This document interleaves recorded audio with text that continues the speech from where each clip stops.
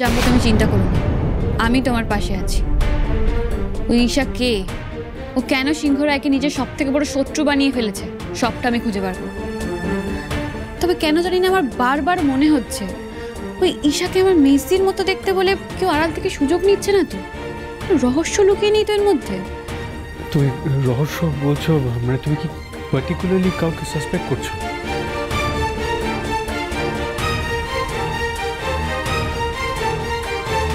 দেবীপুরের জঙ্গল থেকে দেবাংশু সিংহ রায়কে পুলিশের হেফাজতে নেওয়া হয়। তার ঠিক এক সপ্তাহ পর পুলিশের হাত থেকে পালাতে গিয়ে ওনার এনকাউন্টার হয়। এখনো কাউকে না, তবে যতক্ষণ না আমি সবটা জানতে পারছি আমার ইনভেস্টিগেশন থামবে না। ওই ঈশার সমস্ত ঠিকুজি গোষ্ঠী আমাকে খুঁজে বের করতেই হবে। বনি, তুমি তোমার মেজদিকে এখনো চিনলে না। জানবো, আমারও বারবার মনে হচ্ছে যে ওই মেয়েটাই হয়তো আমার মেজদি। মনে হচ্ছে একবার শক্ত করে জড়িয়ে ধরি, চোখে চোখ রেখে সত্যিটা জিজ্ঞেস করি, তাহলে হয়তো সত্যিটা বলেও দেবে। কিন্তু আমি পারছি না জানবো। প্রত্যেক দিন ওর যা রূপ দেখছি তাতে আমি পিছিয়ে যেতে বাধ্য হচ্ছি বারবার। ঈশার সাথে আমার মেজদির কোনো মিল নেই।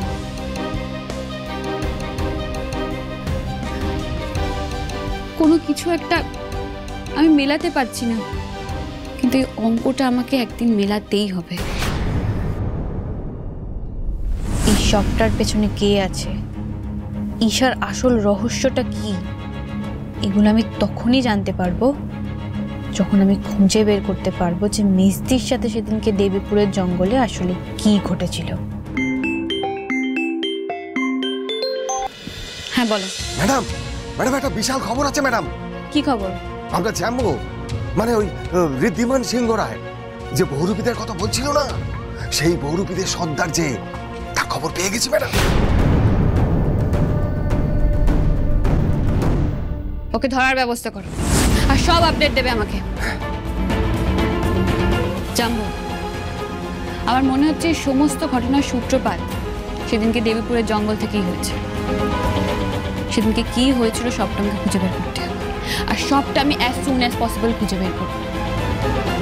তুমি যেটা জানো সেটাই ঠিক, নাকি এর পিছনে অন্য কোনো রহস্য লুকিয়ে আছে, সেটা আমি 24 ঘন্টার মধ্যে খুঁজে বের করে আনবই। বনি, আবার দেবীপুর? আরে ওই জঙ্গল থেকে তো খড়ি হারিয়ে গেছিল, ওখানে কেন যাবেন আপনি? আরে আপনার কি ভয় টয় করে না কিছু? এত বেপরোয়া কেন আপনি? আরে বনি শুনুন আমার কথাটা। হে দা ভাই, তুই বনিকে আটকা না। আরে বারবার তো প্রমাণ হয়ে যাচ্ছে যেটা ঈশা খড়ি নয়। তুই কেন এত বড় রিস্ক নিচ্ছে? বারণ কর না। কুনাল, কাম ডাউন। বনি একজন রেসপন্সিবল অফিসার, ও যা করছে ভেবে চিন্তা করছে, তুই ঘাবড়াস না তো। সবার মনে সন্দেহ থাকলেও আমি নিশ্চিত ঈশাই আমার খড়ি, নাহলে কাকতালীয়ভাবে সবকিছু পর পর এইভাবে কি করে করতে পারে?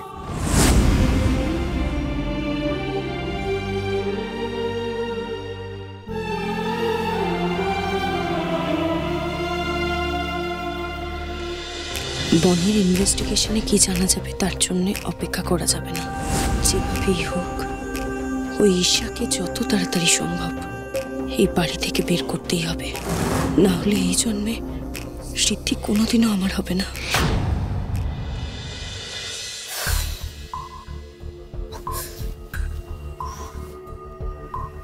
ওর বাবা এত আনইজি লাগছে কেন? কিছুতেই ঘুম আসছে না।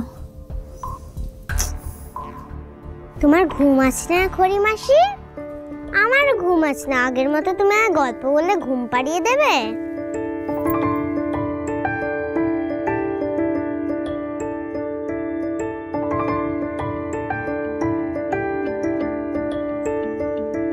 জানো খড়ি মাসি, তুমি হারিয়ে যাওয়ার পর এখানে সবাই খুব কান্নাকাটি করেছে। মেশো কেঁদেছে, আমিও কেঁদেছি, কিন্তু মেশো বলতো তুমি ঠিক ফিরে আসবে। তুমি ওঠো তো, ওঠো।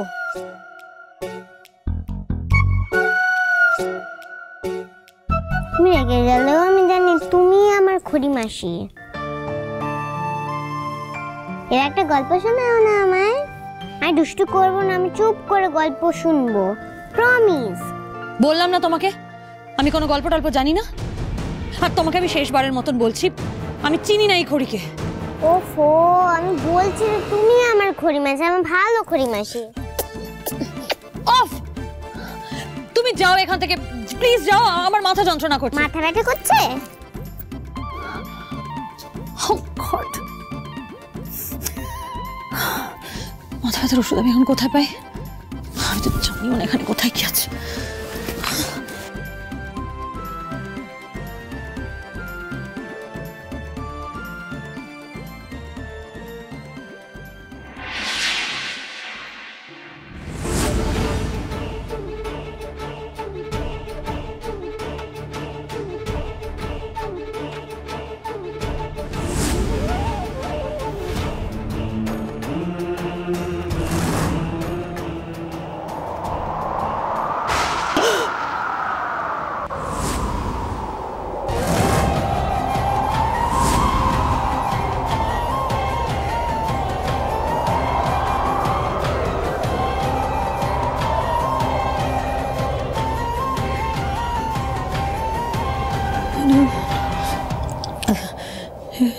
এটা হতে পারে না। আমার ছবি এখানে কি করছে? কেন আমার ছবি এখানে কেন? কি করে এলো? This is impossible. এটা তো হতে পারে না, এটা হতে পারে না।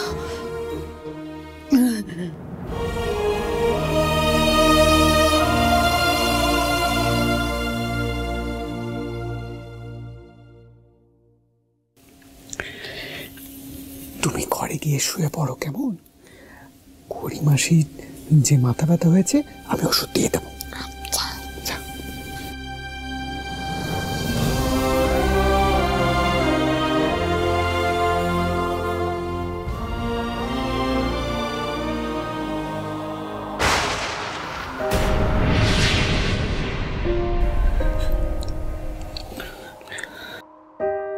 ইনি আমার খড়ি।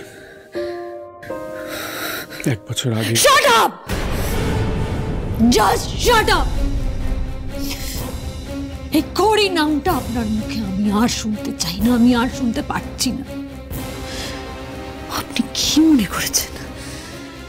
আপনার এই চালটা আমি বুঝতে পারছি না। আপনি যে একটা নোংরা খেলা সাজিয়েছেন সেটা আমি বুঝতে পারছি না। আমাকে একদম বোকা ভাবার চেষ্টা করবেন না মিস্টার ঋদ্ধিমান সিংহ রায়। আমি খুব ভালো করে বুঝতে পারছি আপনি আমাকে ভয় দেখানোর জন্য, আমাকে হ্যারাস করার জন্য মিথ্যে কথাগুলো বলছেন। আমার ছবি মর্ফ করে আমাকে ম্যানিপুলেট করার চেষ্টা করছেন আপনি। আমার মনে হচ্ছে এই ছবিটা মর্ফ। মনে হচ্ছে না, আমি জানি, আমি 100% শিওর এটা মর্ফড। আমি জানি আপনি একটা নোংরা খেলা সাজিয়েছেন। আপনি আমাকে ব্ল্যাকমেল করার চেষ্টা করছেন। আপনি যে মুহূর্ত থেকে জানতে পেরেছেন আমি এই ঘরে থাকবো, আপনি কোনো এক ফাঁকে আমার এই ছবিটা এখানে এনে রেখে দিয়েছেন। এই নোংরা খেলা। না, কি ভেবেছেন আপনি? এই ছবিটা ফেলে দিলে বা নষ্ট করে দিলে সত্যিটা পাল্টে যাবে? এই বাড়ির প্রত্যেকে তাদের খড়িকে আপনার মধ্যে খুঁজে পেয়েছে, সেটা পাল্টে যাবে? আমি খড়ি নই। তাহলে বাড়িতে ঢুকে কুণাল আর বনির ডিভোর্স পেপারটা কেন ছিঁড়ে ফেলে দিলেন? সেটা না করে তো আপনার যা বলার আপনি বলতেই পারতেন। আমার খড়ি কিন্তু কোনোদিন চাননি যে কুণাল আর বনির ছাড়াছাড়ি হোক। উনি কোনোদিন এটা হতে দিতেন না। উনি চাইতেন না এই বাড়িতে এমন কিছু হোক। উনি যা যা করতেন আপনি এসে থেকে ঠিক তাই করে গেছেন।